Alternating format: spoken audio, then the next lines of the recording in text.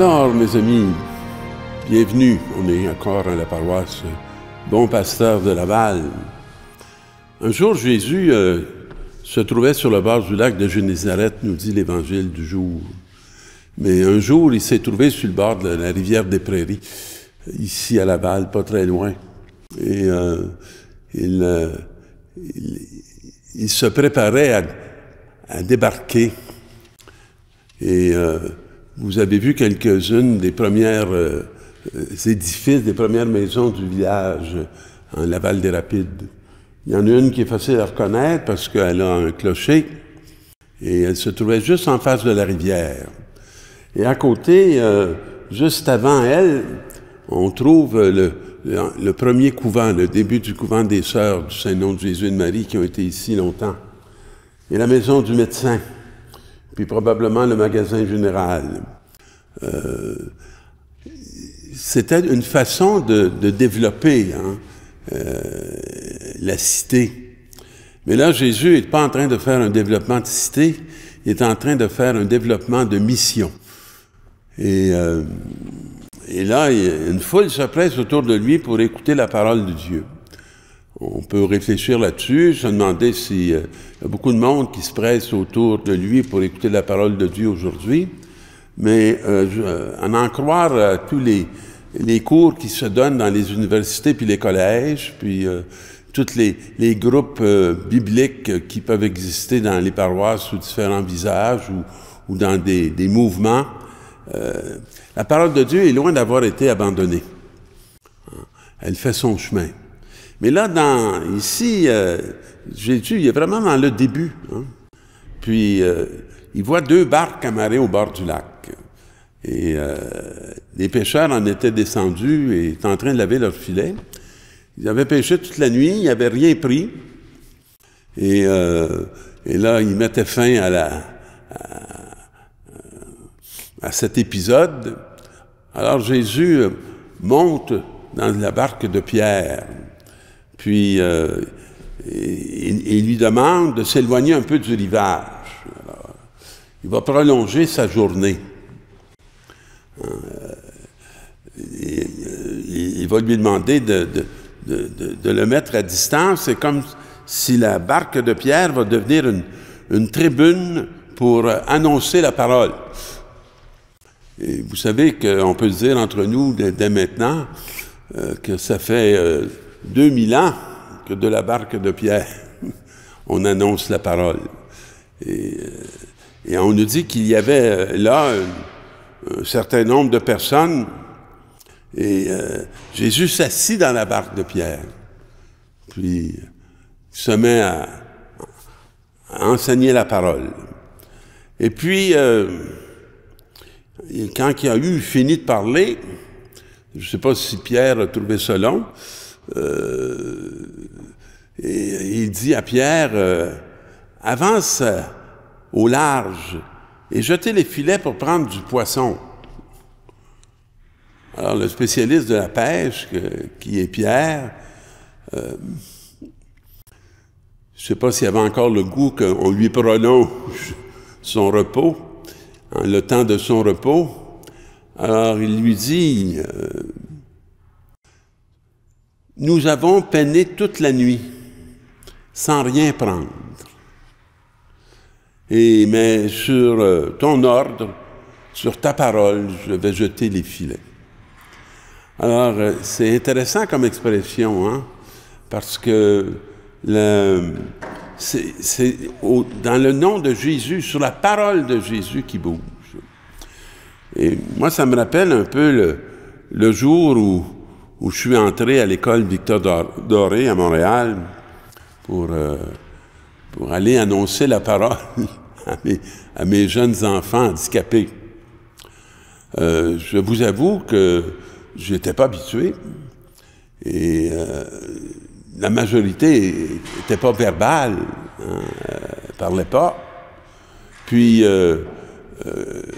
comment expliquer la Sainte Trinité ou toutes ces notions de vie religieuse à des jeunes? Je ne savais pas trop.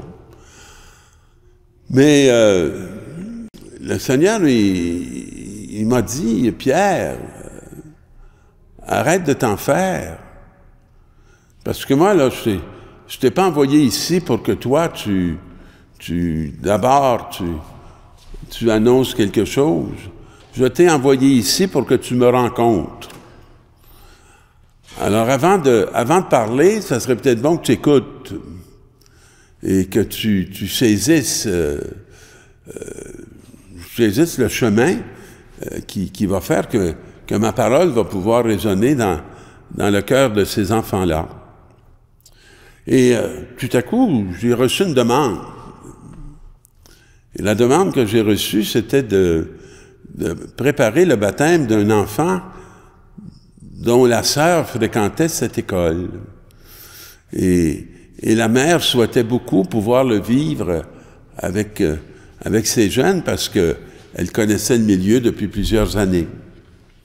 Alors, c'est comme si déjà le Seigneur m'envoyait une autre barque. J'avais la barque de cette famille. Et puis, on s'est mis à préparer l'événement du baptême. Et je me souviens d'avoir dit aux enfants, bon, les amis, qui êtes-vous, vous autres, pour le monde?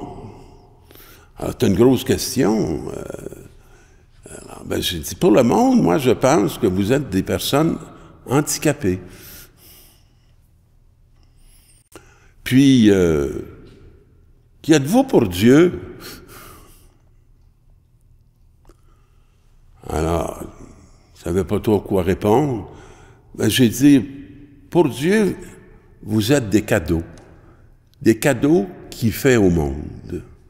Et il ne vous voit absolument pas comme handicapés, mais il vous voit comme des dons de son amour.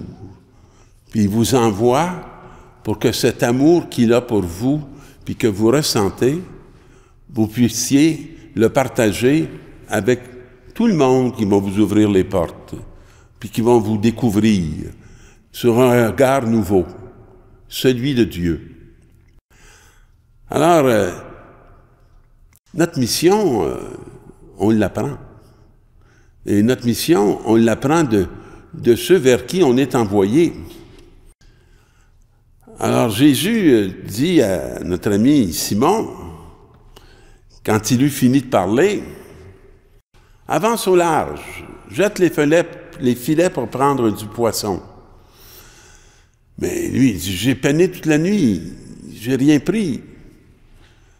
Mais sur ta parole, sur la confiance que j'ai en toi,